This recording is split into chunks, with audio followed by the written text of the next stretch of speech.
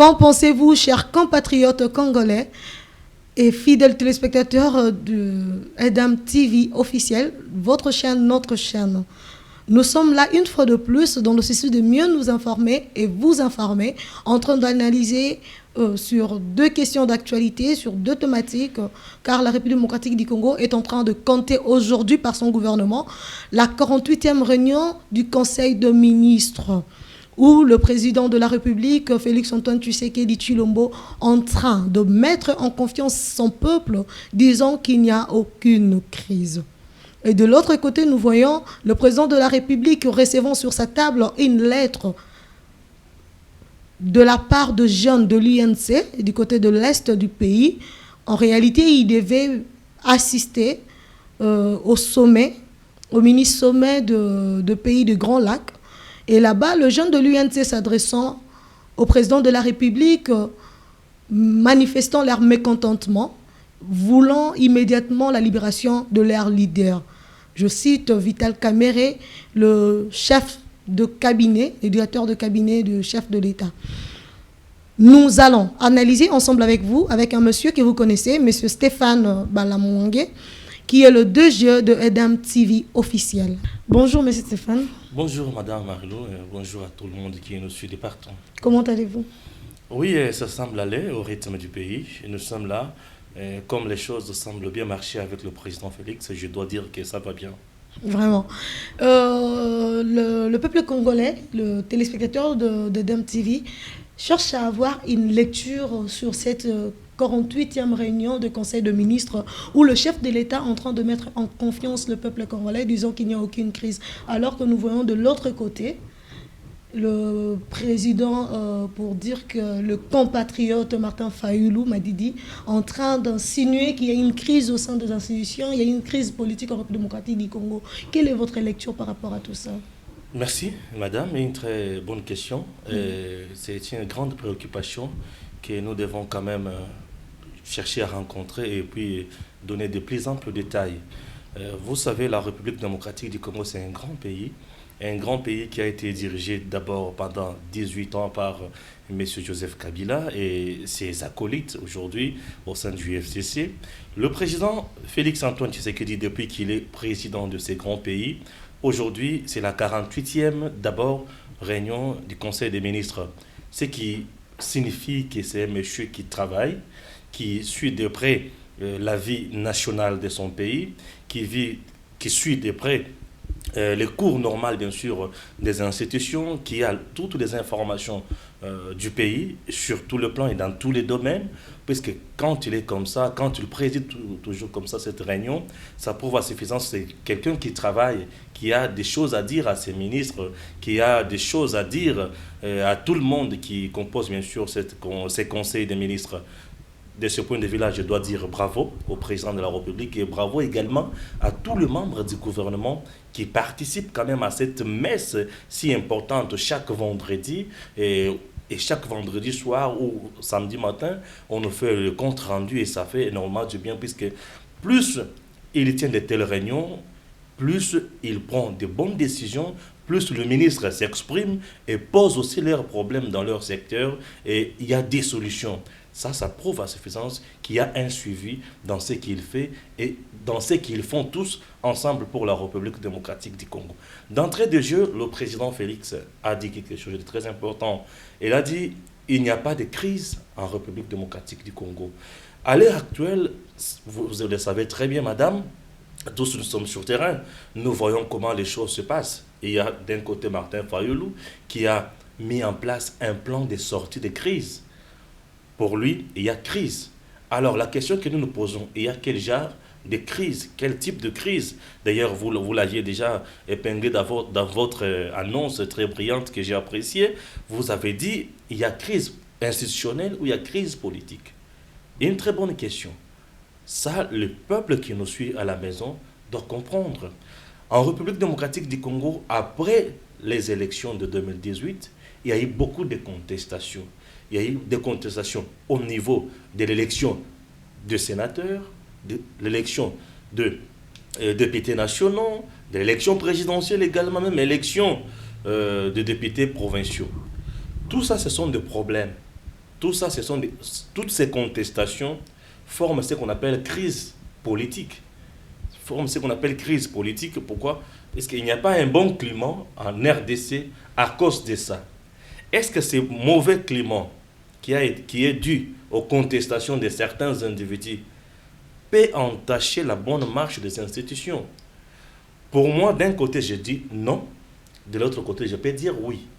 Non, puisque les gens qui contestent sont en dehors des institutions et aujourd'hui, ils sont presque minoritaires. Je ne vois pas leur impact sur les institutions.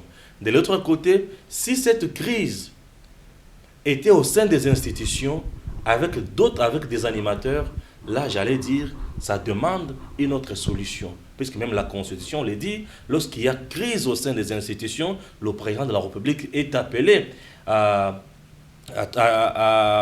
donner ses bons offices pour que les choses aillent de l'avant. Donc, aujourd'hui, dire qu'il y a crise politique en République démocratique du Congo, moi je dis non. Il n'y a pas crise. Je suis dans la même logique avec le président, qu'il n'y a pas crise. Pourquoi? Puisque la crise qui pouvait inquiéter les gens serait la crise institutionnelle. Les institutions de la RDC marchent normalement. D'ici 15 septembre, il y aura la rentrée parlementaire. Le Parlement a fait son travail, qui vient d'une vacance parlementaire, et puis il y aura rentrée parlementaire. Il y a eu la rentrée de mars, qui a été normale.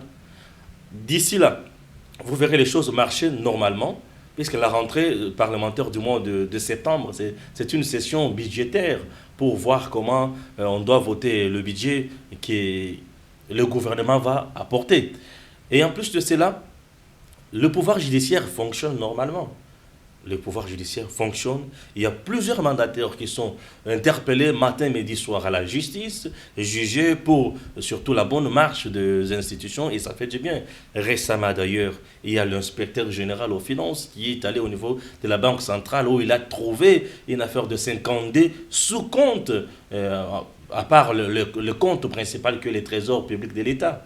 Donc, ça prouve que le travail fonctionne, les institutions fonctionnent. Et en plus de cela, le gouvernement, c'est une institution. Ça fonctionne. Il y a des réunions à chaque instant. La preuve en est qu'il y a réunion des conseils des ministres. Ça prouve que ça fonctionne. Il n'y a pas de problème. Dans notre pays, le vrai problème dans notre pays, c'est le positionnement des politiciens. Le politicien congolais, lorsqu'il ne se retrouve pas autour du gâteau, ou lorsqu'il n'a pas un portefeuille ministériel, il y a crise. Lorsqu'il a un poste, il a une fonction, tout marche bien. Et au finish, ils ne font absolument rien. Bref, je dis, il n'y a pas de crise. Monsieur Stéphane, nous pouvons retenir ensemble avec vous, nous sommes d'accord qu'il n'y a pas de crise institutionnelle. Mais vous pourrez au moins accepter avec nous que la crise politique anime une crise institutionnelle, parce que ce sont des politiques qui animent des institutions. Ce sont des politiques qui animent, qui sont de machinistes en fait, de ces appareils-là institutionnels. Si nous le disons, c'est parce que nous connaissons au moins les climats politiques de notre pays. Quand nous avons une coalition hypocrite entre le FCC et le CACH, vous ne voyez pas que cette tendance-là, ces mariages hypocrites, avec tous ces alibis plutôt, ne pouvons pas influencer les institutions qui ont tendance à bien évoluer et que demain, il y ait de retombées négatives. Merci, madame. Les institutions sont animées par les politiques. Certainement, oui. FCC CACH, y a-t-il vraiment crise? Je dois dire, il n'y a pas crise, mais il n'y a que ce que j'appelle l'orgueil mal placé, tout simplement.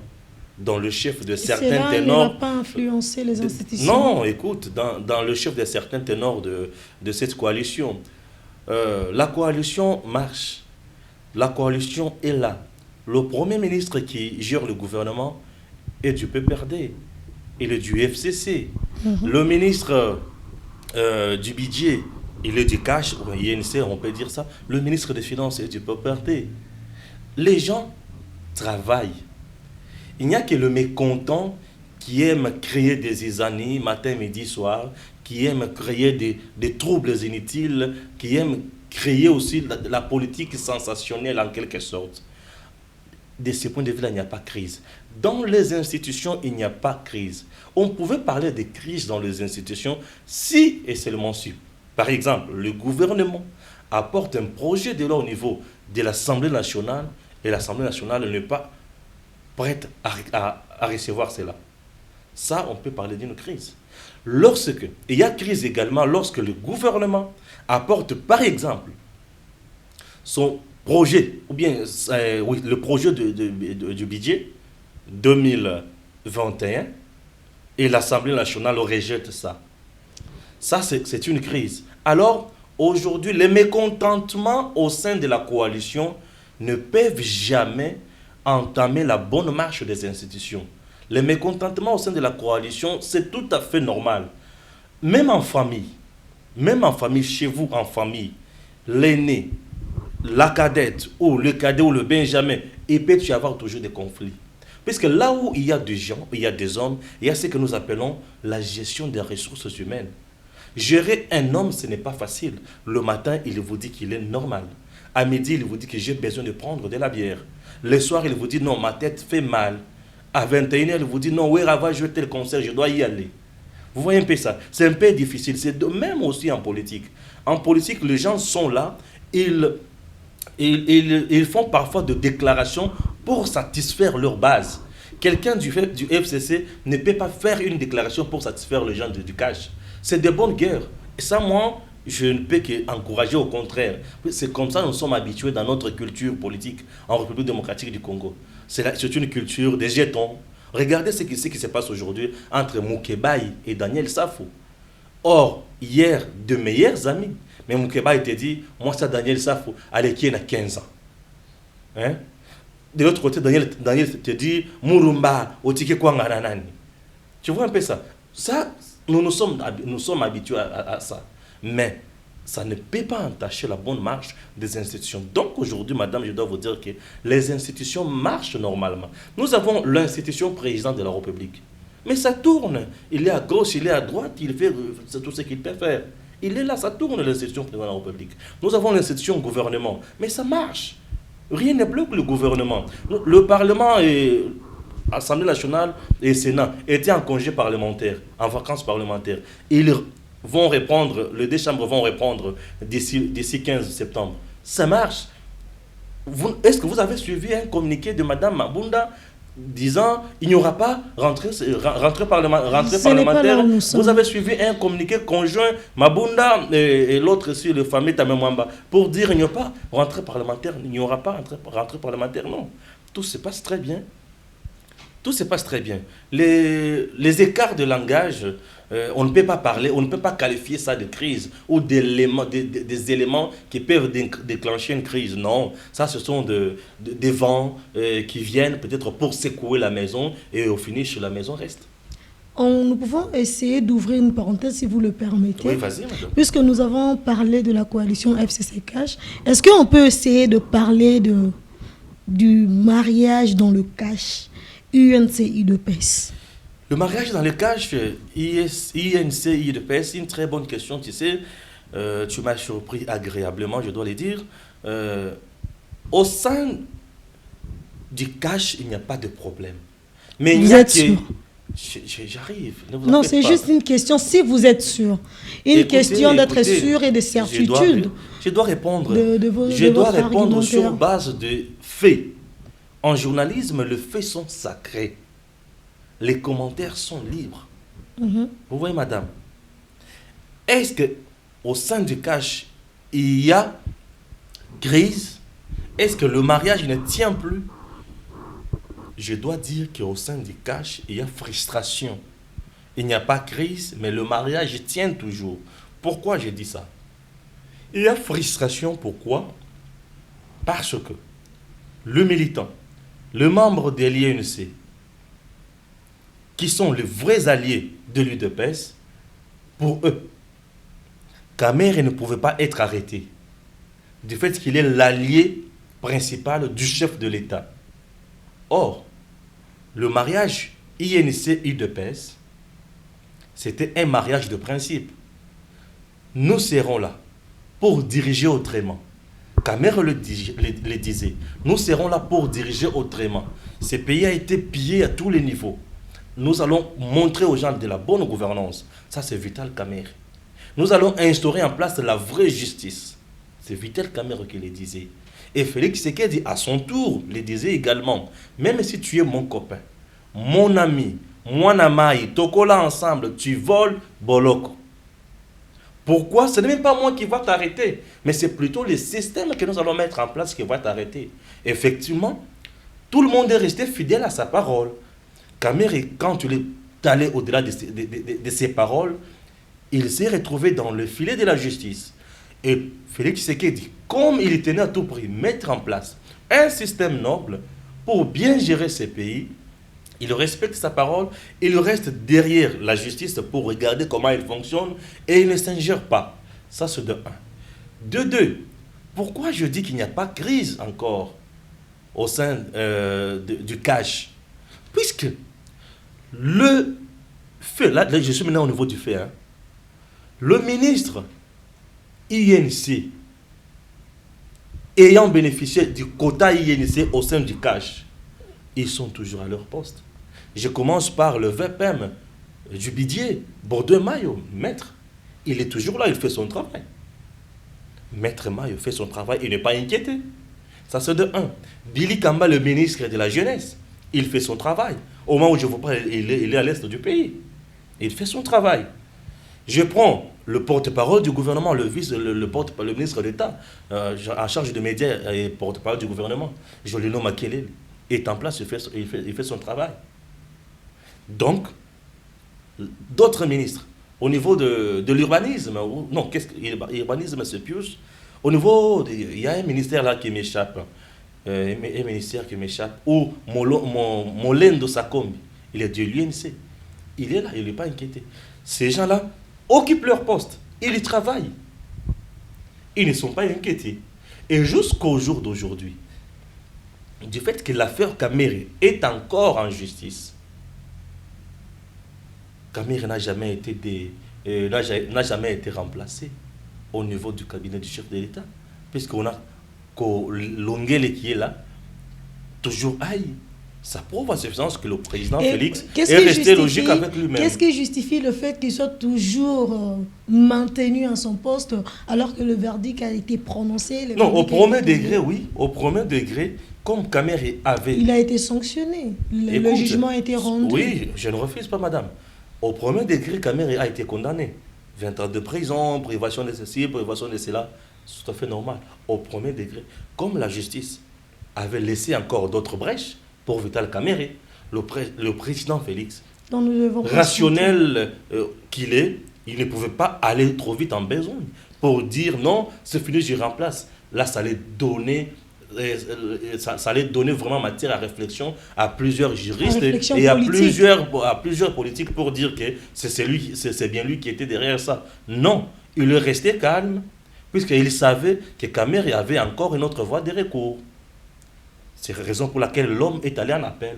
Lorsque Kamere est allé en appel, ça suppose que le premier jugement a été gelé d'abord.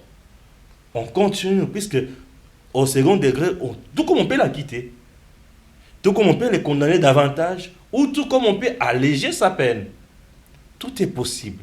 Laissons la justice faire son travail, et le reste, instrumentaliser les gens, ça ne sert absolument à rien. Chers fidèles téléspectateurs, vous comprenez que nous sommes en train d'évoluer. Et là, on cherchait à analyser ensemble avec vous sur cette 48e réunion du Conseil des ministres où le président de la République nous a rassuré que la République démocratique du Congo, de par son gouvernement, va bien. Il n'y a aucune crise. Et que cette proposition de son honorable Martin Fayulu Madidi de sortie de crise, de par la lecture, de par la bienvenue, étant donné qu'il n'y a pas de crise. Donc, le Congo évolue, avance. Nous allons évoluer, M. Stéphane, M. le directeur général. Le président de la République, chef de l'État, Félix-Antoine Tshisekedi, s'est retrouvé à l'est du pays pour un mini-sommet avec le pays de Grand Lac. Subitement, sur sa table, il y a une lettre. puisque la coalition UNC, UDPS va bon train.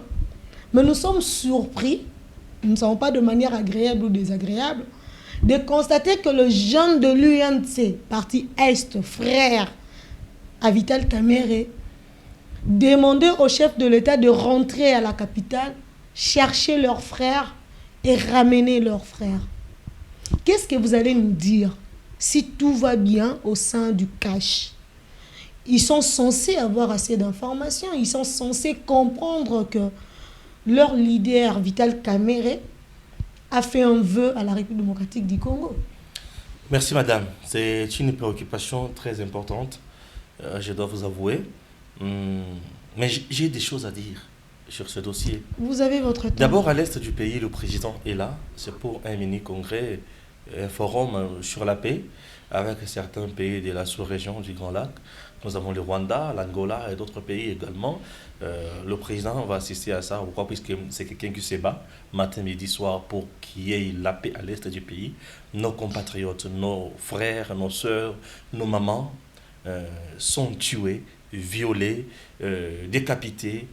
Nos mamans voient leurs champs brûlés, leur bétail brûlé, tué, consort. Ça fait tellement mal, puisque lorsqu'on voit même de jeunes garçons enrôlés dans des milices, et puis c'est vraiment horrible. Avec une telle insécurité, on ne peut pas parler de développement, du fait que l'argent ne supporte pas le bruit des bottes ou le bruit de miliciens consorts. Vous savez, le militant dans nos partis politiques souffre d'un problème. Souffre d'un problème et souffre d'une chose très importante. Nos militants dans nos partis politiques agissent plus avec l'âme et non la tête. Lorsque je dis l'âme, ils disent Mokonzi Nabiso, chef Nabiso Bakangi, c'est que Moutokangi Zakaye. Mais le président Félix n'avait pas intérêt d'arrêter Kamerhe. Kamerhe était son directeur de cabinet. Il n'avait pas intérêt d'arrêter Kamerhe. Et il y a eu un programme qui a été mis en place qu'on appelle le programme de 100 jours. Ce programme-là devrait porter des fruits. Et le superviseur de ce grand programme, c'était Vital Kamerhe, étant directeur de cabinet. La justice a enquêté sur l'affaire. Elle a trouvé, il a jugé qu'il y avait beaucoup de soupçons qui pesaient sur les directeurs de cabinet. Et au finish, la justice l'a condamné au premier degré.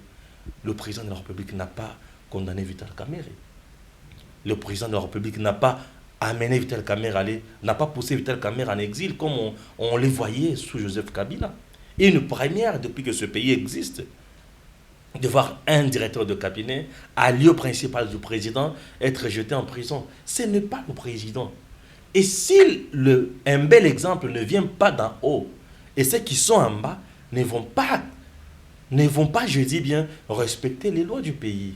La justice, elle est tellement indépendante aujourd'hui, et la justice fonctionne tellement bien, à tel point que les gens doivent cesser s'il vous plaît, les gens doivent cesser. Vous allez parler juste une interaction, une petite interaction. Laissez-moi progresser dans mon idée, à tel point que les gens doivent laisser la justice fonctionner. C'est une très bonne chose. Et en plus de cela, le militant qui y ont écrit la lettre au président de la République pour lui obliger de libérer Kamerhe, c'est une grosse erreur. C'est de l'illettrisme juridique. Ah bon? Oui, c'est une grosse erreur. Et au-delà de tout, c'est une bêtise. Pourquoi je dis cela? Puisque ce n'est pas le président qui a arrêté Vital Kamerhe. Et le président doit faire quoi à l'heure actuelle? Si Kamerhe était prisonnier politique, ces militants pouvaient demander mesure de grâce au président de la République. Et si le président de la République acceptait cette demande, ce n'est pas uniquement Kamerhe qui allait être gracieux seul. On pouvait gracier un grand nombre de gens. Puisqu'il est là avec le Franck Diongo et les autres. Kamerhe n'est pas prisonnier politique. Dans leur tête, ils pensent que Kamerhe est prisonnier politique. Non, messieurs. Kamerhe a détourné l'argent de l'État. Il n'est pas prisonnier politique. Kamerhe a détourné. Pourquoi je dis Kamerhe a détourné? Ce n'est pas moi qui les confirme, mais c'est la justice qui nous a donné ça comme matière. qui a dit monsieur a détourné l'argent de l'État. C'est une maladie qui a beaucoup tué ces grands pays.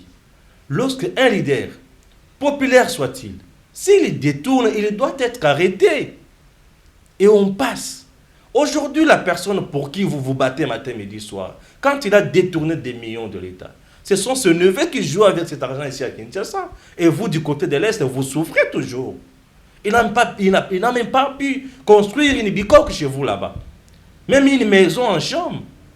Comprenez que c'est un passe-temps désagréable pour vous. Pourquoi? Puisque ce sont des gens, peut-être je peux dire des drogués, qui sont là pour chercher à faire de n'importe quoi, bien à faire entendre leur voix inutilement. Ils passent leur temps pour rien. Qu'ils se concentrent. Et surtout que c'est la base même de Vital Kamerhe à l'Est. Oui, tout à fait normal, puisque les électeurs en RDC, la plupart sont des fanatiques. Mais votre maître a volé. Encouragez les vertus et non les impunités, chers compatriotes. Chers Congolais de partout où vous nous suivez, vous avez compris ensemble avec nous que il est bien de rester rationnel que sentimental. Monsieur Stéphane, nous avons fini. Donc je dirais presque fini. Il nous reste 2 minutes. Nous espérons, étant Congolais, qu'à l'issue de ces sommets, ces mini-sommets de Grand Lac, le Congo pourrait retrouver son sourire. Nous sortirons de cette guerre qui nous a vraiment maltraités pendant un long moment. Merci madame. Vous savez, je ne peux pas dire d'emblée qu'à l'issue de ces mini-sommets, il y aura la paix.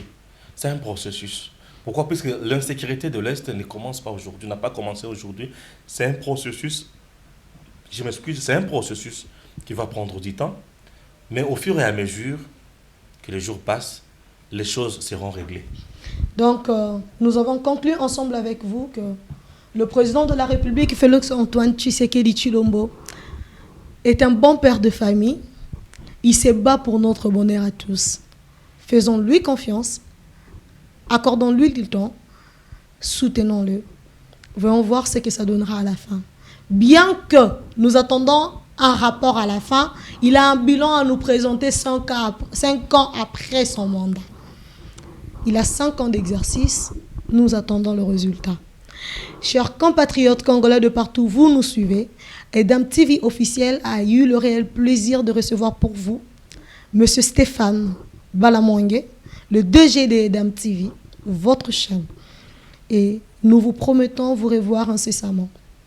Merci.